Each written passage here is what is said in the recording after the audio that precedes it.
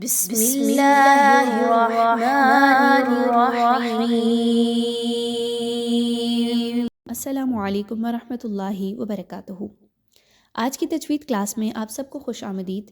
امید کرتے ہیں کہ آج کا ٹاپک بھی آپ تک آسان الفاظ میں پہنچانے کی کوشش کریں گے اور آپ کو اچھے طریقے سے اس چیز کے بارے میں کلیئر ہو جائے گا کہ غنہ اور اخفا ان دونوں میں کیا فرق ہے۔ پچھلی کلاس میں ہم نے سیکھا تھا کہ غنہ اس کے اصطلاحی معنی کیا ہیں، لغوی معنی کیا ہیں، اس کے علاوہ غنہ کی اقسام بھی دیکھی تھی اور ساتھ ہی ساتھ ہم نے مثالوں کے ذریعے سے ان کو امپلیمنٹ کرنا بھی سیکھا تھا۔ آج کی کلاس میں انشاءاللہ کچھ اسٹوڈنٹس نے یہ کویسچن کیا ہے کہ غنہ اور اخفا میں فرق بتا دیجئے، تو انشاءاللہ ویسے تو اخفا ایک الگ سے ٹاپک ہے، نون ساکن اور تنوین کا ایک احکام میں سے ایک حکم ہے، لیکن غنے کو اخفا کے ساتھ ریلیٹ کرنا بھی بہت ضروری ہے تاکہ کمپیریزن کر کے آپ کو کلیئر ہو جائے کہ دونوں میں کیا فرق ہے، دونوں کی ادائیگی میں کیا چیزیں ہیں جو آپ نے لاگو کرنی ہے۔ تو آئیے آج کی کلاس کو شروع کرتے ہیں۔ تو آج کا ہمارا جو ٹاپک ہے وہ ہے غنہ اور اخفا میں فرق، یعنی ڈفرینشیٹ بٹوین غنہ اینڈ اخفا۔ پچھلی کلاس میں سیکھا کہ غنہ بھن بھناہٹ کی آواز کو کہا جاتا ہے یا پھر بزنگ ساؤنڈ کو۔ اسی طریقے سے اصطلاحی معنی کیا ہے کہ ناک کے بانسے سے ادا ہونے والی آواز کو غنہ کہا جاتا ہے، یعنی ناک میں ہم آواز کو تھوڑی دیر کے لیے رکھتے بھی ہیں، روک کے رکھتے ہیں اور وہاں سے آواز کو نکالتے ہیں، تو اس چیز کو ہم نے غنہ پڑھا تھا۔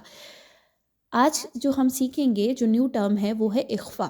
اخفا کا معنی کیا ہے؟ چھپانا۔ اس کے نام سے ظاہر ہے مخفی کرنا، چھپانا۔ تو آج انشاءاللہ ہم اخفا کے بارے میں دیکھیں گے کہ جس میں ہم نون ساکن اور تنوین کی آواز کو چھپانا سیکھیں گے، یعنی آپ نے کس چیز کو چھپانا ہے۔ اصطلاحی معنی کیا ہے؟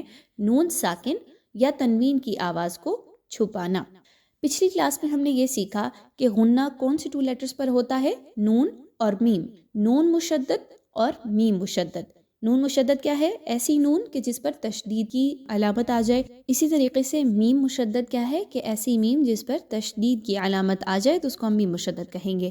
تو ہم نے یہ سیکھا تھا کہ نون مشدد اور میم مشدد میں غنہ کو فالو کیا جاتا ہے، یعنی آوازوں کو ناک میں تھوڑی دیر کے لیے روک کے رکھا جاتا ہے اور آوازوں کو نکالا بھی وہیں سے جاتا ہے۔ یہ چیز سیکھ لی۔ آئیے چلتے ہیں کہ اب نون مشدد میں آواز نکلتی کیسے ہے۔ آپ کی زبان جو ہے وہ تالو کے ساتھ لگتی ہے، غور کیجئے۔ نون مشدد میں آواز جو ہے وہ تالو کے ساتھ لگے گی۔ مثال لیتے ہیں، ان اللہ، ان اللہ۔ غور کیجئے، ان آپ کی زبان اوپر کی طرف اٹھ رہی ہے اور تالو کے ساتھ اٹیچ ہو رہی ہے تو آواز نکل رہی ہے ان اللہ، یعنی نون مشدد جو ہے وہ زبان کے بغیر ادا ہوتی ہی نہیں ہے، یعنی نون مشدد جو ہے وہ زبان اگر تالو کے ساتھ اٹیچ نہ ہو تو ادا نہیں ہوگی۔ اسی طریقے سے میم مشدد کیا ہے کہ اس میں زبان سے کسی قسم کی آپ نے ادائیگی نہیں رکھنی، بلکہ آپ کے جو ہونٹ ہیں وہ آپس میں ملیں گے تو میم مشدد کی ادائیگی ہوگی۔ اس میں مثال لیجئے، مما، مما، میم میم کے ساتھ مل رہی ہے، میم مشدد ہے، آواز جو ہے وہ ناک کے بانسے سے نکل رہی ہے اور تھوڑی دیر کے لیے آواز ناک میں رک بھی رہی ہے اور ہونٹوں کو ملانے سے میم مشدد کی آواز ادا ہو رہی ہے۔ تو کیا سیکھا کہ نون مشدد میں زبان کی مرضی چلتی ہے، یعنی زبان تالو کے ساتھ اٹیچ ہوتی ہے تو ہی نون مشدد ادا ہوگا۔ اسی طریقے سے میم مشدد میں ہونٹوں کی مرضی چلے گی، یعنی ہونٹوں کو ملانے سے میم مشدد ادا ہوگا۔ یہ چیز کلیئر ہوگی؟ کیا سمجھ آیا کہ نون مشدد اور میم مشدد دونوں میں غنہ ہوگا، آواز ناک میں رکے گی۔ کلیئر ہو گیا؟ آئیے چلتے ہیں اب اخفا کے ٹاپک کی جانب، جو کہ بہت ایزی ہے۔ اگر آپ کی توجہ یہاں پر رہے گی تو آپ کو بہت اچھے سے ایک ہی بار میں سمجھ آ جائے گا انشاءاللہ۔ تو یاد رکھیے کہ توجہ کے ساتھ اس ٹاپک کی طرف آئیے۔ تو اخفا کے معنی ہے چھپانا، جیسے کہ ہم نے پہلے شروع میں سیکھا اور آپ کو بتایا کہ چھپانا کیا؟ چھپانا نون ساکن اور تنوین کی آواز کو چھپانا۔ اب نون ساکن کیا ہے کہ ایسی نون جس پر جزم کی علامت ہو یا پھر سکون کی علامت ہو، عام طور پر اس کو اس طریقے سے لکھا جاتا ہے جیسے آپ کے سامنے منشن کیا گیا ہے، تو اس کو جزم کی علامت کہا جاتا ہے اور اس نون کو نون ساکن کہا جاتا ہے اور عام طور پر بہت سے لوگ اس سے واقف بھی ہیں۔ اسی طریقے سے تنوین کیا ہے؟ تو کویسچن ہے تنوین کیا ہے؟ تنوین ہے 2 زبر، 2 زیر یا پھر 2 پیش۔ اب کسی بھی حرف کے اوپر آ جائیں تو اس کو تنوین ہی کہا جائے گا۔ تو اب مثال لے لیتے ہیں کہ نون ساکن آپ کے سامنے آئی ہوئی ہے اور ساتھ میں تنوین ہے تو ان کی ساؤنڈز کیسی ہوں گی. تو یاد رکھیے نون ساکن اور تنوین کی آواز بالکل ایک جیسی ملتی جلتی ہوتی ہے. کیسے؟ مثالیں ہیں آپ کے سامنے. تا دو زبر تن، تا نون زبر تن. تو کیا سیکھا کہ دونوں میں ساؤنڈ ایک ہی ہے، تن تن، لیکن لکھنے میں فرق ہے. اسی طریقے سے تا کے نیچے اگر دو زیر لگا دی جائے، تا دو زیر تن، تا نون زیر تن.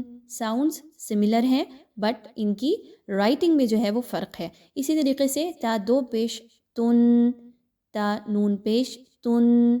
ساؤنڈز سملر آ رہے ہیں.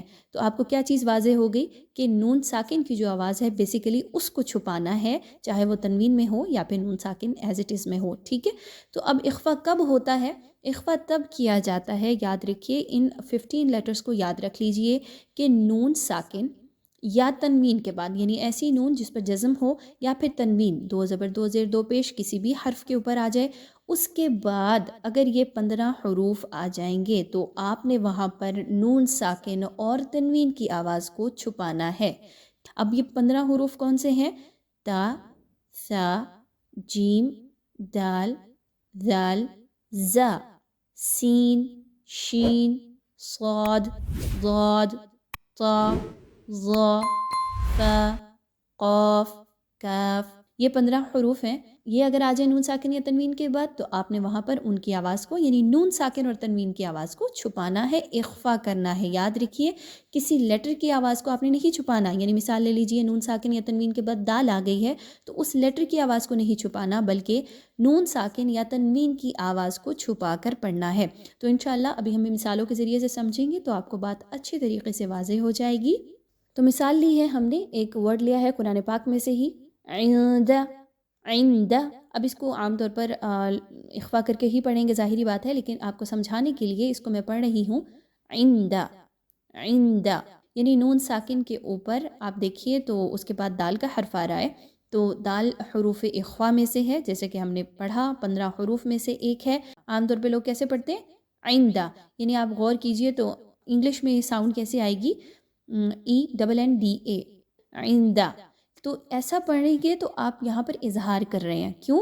کیونکہ آپ نون کی آواز کو بڑا کلیئر کر کے پڑھ رہے ہیں، بالکل بھی نہیں چھپا رہے اور کلیئر کر کے پڑھ رہے ہیں. تو یہاں پر آپ ظاہر کر کے پڑھ رہے ہیں تو اس وجہ سے یہاں پہ اظہار ہو جائے گا جو کہ درست نہیں ہے، کیونکہ نون ساکن کے بعد دال کا حرف آ گیا ہے.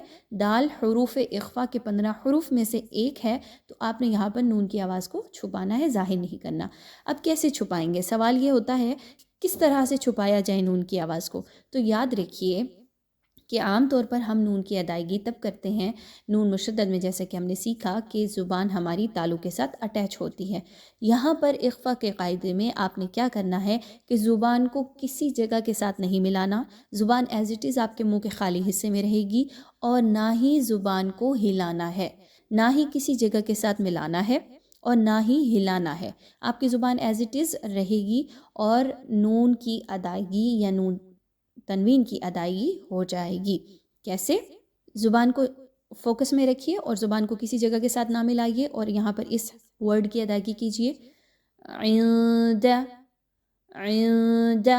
غور کیجئے تو آپ کی جو زبان ہے وہ بالکل بھی نہ اٹھ رہی ہے، نہ ہی کسی جگہ کے ساتھ اٹیچ ہو رہی ہے اور نہ ہی ہلا کر پڑھی جا رہی ہے. عند. آگے جو دال کا حرف ہے اس کی ادائیگی کرتے ہوئے ظاہری بات ہے کہ زبان جو ہے وہ تھوڑا سا موو کرے گی، لیکن نون ساکن کی ادائیگی کے وقت زبان موو نہیں کرنی چاہیے، نہ ہی کسی اور جگہ کے ساتھ ملنی چاہیے. عند. پریکٹس کیجئے. عند. عند. تو اس سے انشاءاللہ آپ کو کلیئر ہوگا. اسی طریقے سے ایک اور مثال لے لیتے ہیں قرآن پاک میں سے ہی. ان کنتم. اب اس میں دیکھیں تو نون ساکن کے بعد کاف کا حرف جو کہ حروف اخفا کے 15 حروف میں سے ایک ہے. اسی طریقے سے نون ساکن کے بعد تا کا حرف جو کہ حروف اخفا کے 15 حروف میں سے ایک ہے. تو دونوں جگہ پہ اخفا کیا جا رہا ہے، دونوں نون ساکن کو چھپا کر پڑھا جا رہا ہے. زبان کو کسی جگہ کے ساتھ نہیں ملانا اور نہ ہی زبان کو کسی طرح کی موومنٹ کروانی ہے. ان کنتم. ان کنتم. ٹھیک ہے، تو آپ کو یہ چیز واضح ہو گئی کہ نون ساکن یا تنوین ہو تو آپ نے وہاں پر اس کے بعد اگر حروف اخفا آ گئے تو کیسے ادائیگی ہوگی. اب ہم تنوین کے ساتھ بھی ایک مثال لے لیتے ہیں تاکہ آپ کو اچھے طریقے سے بات سمجھ آ جائے. عَلَى كُلِّ شَيْءٍ قَدِيرٌ. اب یہاں پہ میں نے ان کر کے پڑھا، یعنی نون کو میں نے کلیئر پڑھا ہے، واضح پڑھا ہے تنوین کی آواز کو. یہاں پہ حالانکہ ایسے نہیں پڑھنا. کیوں نہیں پڑھنا؟ بالکل آپ کو بات کلیئر ہو گئی ہوگی کہ تنوین کے بعد اگر حروف اخفا کا کوئی حرف آ گیا تو آپ نے وہاں پر اخفا کرنا ہے، یعنی تنوین کی آواز کو بھی چھپانا ہے. اب یہاں پہ تنوین ہے حمزہ کے نیچے 2 زیر کی، اور اس کے بعد قاف کا حرف آ گیا تو آپ نے یہاں پہ نون کی آواز، یاد رکھیے اس میں جو نون کی آواز ہے یعنی حمزہ نون زیر ان، اس آواز کو آپ نے چھپانا ہے، کلیئر نہیں پڑھنا. تو کیسے پڑھیں گے؟ عَلَى كُلِّ شَيْءٍ قَدِيرٌ.